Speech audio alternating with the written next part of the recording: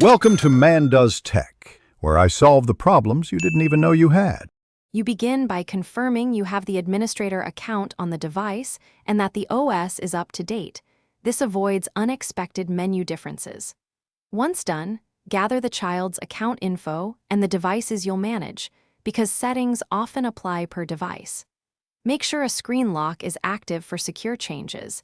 This prevents accidental bypass. Now open the device's settings or family app and locate the parental controls or family link section to start the configuration process.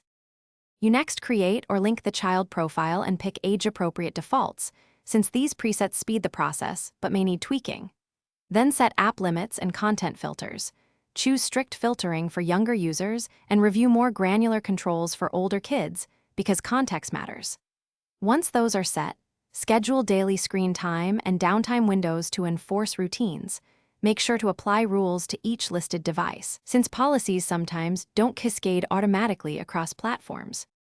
You finish by reviewing all permissions and testing the controls on every device to ensure they work as expected, because testing catches missed exceptions. Enable activity reports and plan a 1-week review to tweak time limits or app access, since behavior and needs change.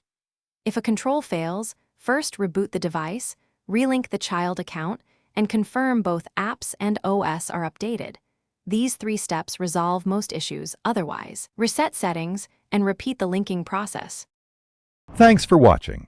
If you found this helpful, don't forget to like and subscribe.